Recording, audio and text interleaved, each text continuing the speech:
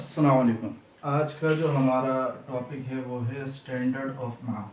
Standard of mass में अगर हम सबसे पहले मास को देखें तो मास कहते हैं कि भाई किसी भी मैटर के अंदर, किसी भी बॉडी के अंदर जो क्वांटिटी ऑफ मैटर होता है, यानी किसी भी बॉडी के अंदर जितनी मैटर की क्वांटिटी मौजूद है वो क्या कहलाती है, वो उसका मास कहलाती है। सही है।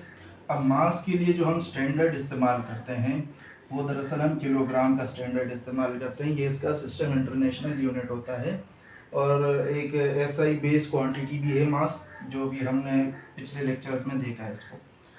अच्छा, किलोग्राम को डिफाइन कैसे किया जाता है? किलोग्राम को इस तरह से डिफाइन किया जाता है कि भाई एक स्पेशल किस्म का मेटल होता है, मेटल का मिक्सचर प्लैटिनम और इरिडियम का, सही है, जो कि 39 मिलीमीटर टॉल है और 39 मिलीमीटर वाइड है। सही है। 39 मिलीमीटर टॉल यानी 39 मिलीमीटर जो ये ऊंचा है, इसकी हाइट है, और 39 मिलीमीटर वाइड है यानी 39 मिलीमीटर इसकी चौड़ाई है। तो इस इरिडियम और प्लैटिनम के इस सिलेंडर को एज ए स्टैंडर्ड माना गया है। आप इसको ऐसे समझ लो कि भाई ये इसकी 39 मिलीमीटर विड्थ हो गई, सही है, और 39 मिलीमीटर हाइट हो गई, सही है। तो इसका जो मास है उसको दरअसल हम क्या कहते हैं, 1 किलोग्राम कहते हैं। तो यहाँ लिखा हुआ है कि भाई किलोग्राम क्या है, सिलेंडर ऑफ स्पेशल मेटल, वो स्पेशल मेटल क्या है, प्लैटिनम और इरिडियम, जिसकी चौड़ाई तकरीबन 39 मिलीमीटर होती है और हाइट भी तकरीबन 39 मिलीमीटर होती है, जो कि सर्व करता है as the world's mass standard. सही है। ये जब स्टैंडर्ड बनाया गया तो इसका जो प्रोटोटाइप था, इसकी हर एक कॉपी हर एक स्टेट में भेज दी गई, जिन्होंने एसआई सिस्टम के साथ वो किया था कि भाई वो एसआई यूनिट्स को इस्तेमाल करेंगे, तो उन हर स्टेट में इस प्लैटिनम इरिडियम के सिलेंडर की एक कॉपी भेज दी गई। तो इसका जो मास होता है ये कहलाता है हमारे पास 1 किलोग्राम। सही। अच्छा, उसके बाद आ जाते हैं, यहाँ तक हमारे मास की कहानी हो गई। उसके बाद आ जाते हैं हम फिजिकल बैलेंस। फिजिकल बैलेंस दरअसल हमारे पास एक ऐसा इंस्ट्रूमेंट है जिसके थ्रू हम मास को मेजर करते हैं, किसी भी बॉडी के मास को नापते हैं। आप इसको ऐसे समझ सकते हो जैसे एक किस्म से तराजू है, जैसे ये आपके सामने बना, ये क्या है हमारे पास, तराजू। तराजू हम बचपन से देखते हैं बाहर दुकानों में, तो तराजू की तरह ये, लेकिन थोड़ा सा एडवांस लेवल का है। तो इसको कहा जाता है फिजिकल बैलेंस, जो कि मेजर करता है किसको, मास को। It is mostly use in the laboratory. कहाँ पर इस्तेमाल होता है ये? ज़्यादातर लेबॉर्ट्री में इस्तेमाल होता है। और ये जो है दरअसल प्रिंसिपल ऑफ मूवमेंट पर काम करता है। प्रिंसिपल ऑफ मूवमेंट, मूवमेंट को यहाँ पर एक और लफ्ज से भी डिनोट किया जा सकता है जिसको हम टॉर्क कहते हैं। देखो, आपने तराजू में एक चीज देखी होगी कि भाई जिस तरफ वजन ज्यादा हो जाता है तराजू उस तरफ घूमना शुरू कर देता है। इस तरफ वजन ज्यादा होगा तो तराजू इस पॉइंट पर, ये जिस पॉइंट के गिर्द कोई चीज घूमती है उसका एक्सिस ऑफ रोटेशन होता है, तो इस तरह से ये नीचे की तरफ आ जाएगा, ये ऊपर की तरफ आ जाएगा। सही है। तो ये घुमाव पैदा हो जाएगा इसमें। तो इस घुमाव को जो है ये क्या कहते हैं, हम टॉर्क कहते हैं। जब यहाँ से पैदा होने वाला टॉर्क और यहाँ से पैदा होने वाला टॉर्क, ये दोनों इक्वल हो जाते हैं, तो इसी को हम कहते हैं principle of movement. Principle of movement क्या है कि भाई जो लेट सपोज अब यहाँ से अगर इस बॉडी का मास ज्यादा हो तो यहाँ से ये फिजिकल बैलेंस नीचे की तरफ जाएगा, नीचे की तरफ जाएगा। लेट सपोज अगर ये पूरा घूम जाए तो ये क्लॉकवाइज रोटेशन करेगा, क्लॉकवाइज जैसे घड़ी के सिंक में। लेकिन अगर ये वाला मास ज्यादा हो तो ये फिर एंटी क्लॉकवाइज घुमाएगा फिजिकल बैलेंस को। तो क्लॉकवाइज टॉर्क और एंटी क्लॉकवाइज टॉर्क, क्लॉकवाइज घूमना और एंटी क्लॉकवाइज घूमना, ये जब बराबर हो जाए तो इसी को कहते हैं प्रिंसिपल ऑफ मूवमेंट। सही है। अच्छा, ये हम आगे चल के एक चैप्टर आएगा टॉर्क, उसमें भी पढ़ेंगे। नेक्स्ट हम देख लेते हैं कि भाई हमारे पास फिजिकल बैलेंस में क्या क्या चीज़ें मौजूद होती है। तो इसमें एक लाइट रिजिड बीम होती है जो कि किसकी बनी होती है, ब्रास की बनी हुई होती है। सही है। ब्रास, ये बीम होता है हमारे पास, ये बीम बना होता है ब्रास का। ब्रास दरअसल हम कहते हैं ब्रास एक एलॉय होता है। एलॉय का मतलब ये होता है कि जो किसी दो मेटल को मिक्स करने से बना हुआ हो। सही है। अच्छा, उसके बाद इसमें क्या होता है, एक मेटेलिक पिलर होता है। ये जो एक मेटेलिक पिलर है भाई, ये आ गया एक मेटेलिक पिलर।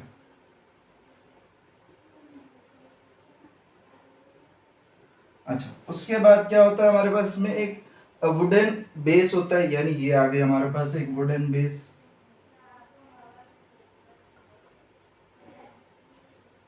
उसके अलावा दो पेन्स होते हैं, पेन यानी जो ताली, पेन ताली को कहते हैं। तो यहाँ पर ये दो तालियाँ होती है, एक पेन ये रहा और एक पेन ये रहा, जिसमें आप एक तरफ मास रखोगे यानी जो आपके पास वेट होंगे, भट्टे जिसको हम कहते हैं, और दूसरी तरफ जिस चीज़ को आपने वेट करना है उसको आप रखोगे।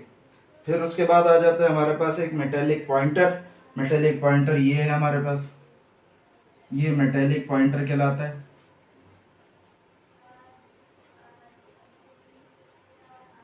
अब जैसे आप लोगों ने देखा होगा तराजू में जब हम वजन नापते हैं तो हम क्या करते हैं कि भाई दोनों साइड बराबर हो जाए, दोनों साइड बराबर हो जाए यानी दोनों तरफ वजन हमें बराबर करना होता है, तभी हमें वजन का पता चलता है। तो ये यहाँ पर जिस चीज़ से पता चलता है कि भाई दोनों तरफ बराबर है कि नहीं है, वो इस मेटेलिक पॉइंटर से पता लगता है। अगर ये मेटेलिक पॉइंटर, इसको कहते हैं आइवरी स्केल, ये कहलाता है हमारा आइवरी स्केल। अगर ये मेटेलिक पॉइंटर आइवरी स्केल पर 0 पर है तो हम कहते हैं कि भाई दोनों तरफ का फोर्स बैलेंस हो गया। अब जितना मास रखा हुआ है वो ऑब्जेक्ट का उतना मास बनेगा, सही है। अच्छा, उसके अलावा आ जाता है हमारे पास एक होती है प्लम लाइन। ये जो लाइन है, सॉरी, मेटेलिक पिलर जो है वो हमारे पास ये है, ये एक मेटेलिक पिलर है, ये एक प्लम लाइन। आप इसको ऐसा कर लो कि भाई ये मेटेलिक पिलर को इस साइड पे लिख लो, ये एक मेटेलिक पिलर है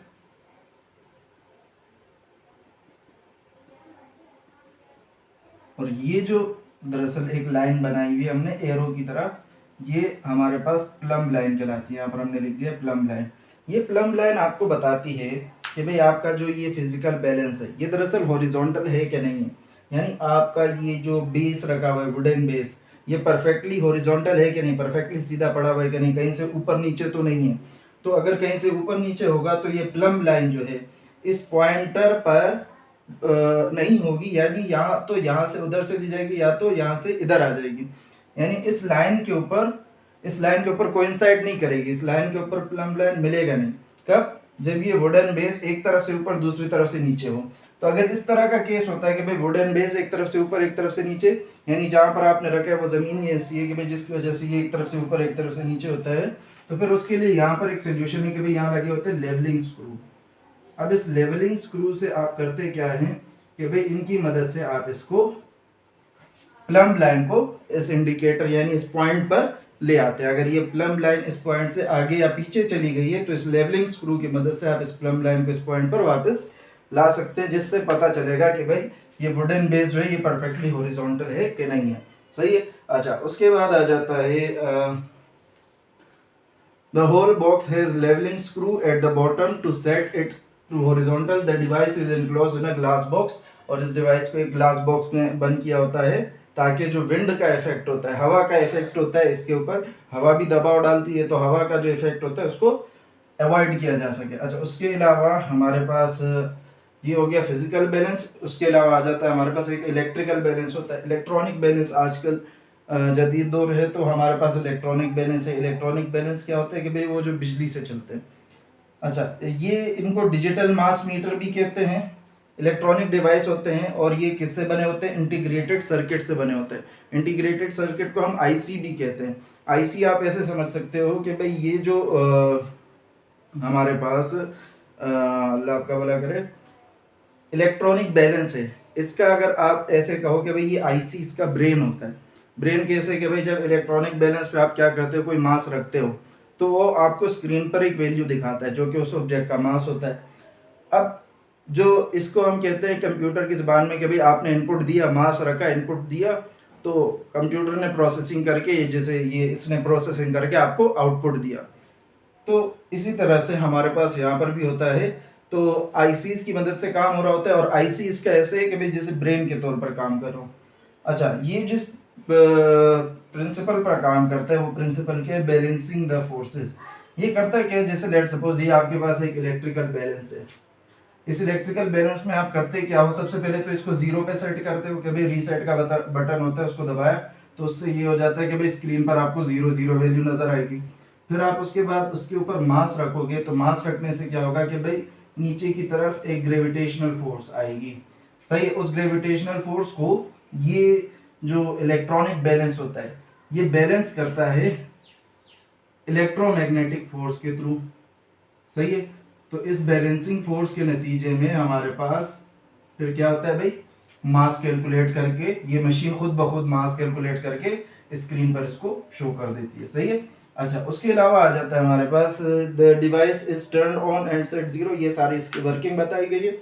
अच्छा, और ये डिवाइस जो होती है इलेक्ट्रॉनिक बैलेंस जो है ये हमारे पास बहुत सारे डिफरेंट रेंज ऑफ मेजरमेंट्स में अवेलेबल होता है, जैसे कि माइक्रोग्राम या मिलीग्राम अक्सर सोनार की दुकानों में इस्तेमाल हो रहे होते हैं, जो छोटे छोटे इलेक्ट्रॉनिक बैलेंस होते हैं।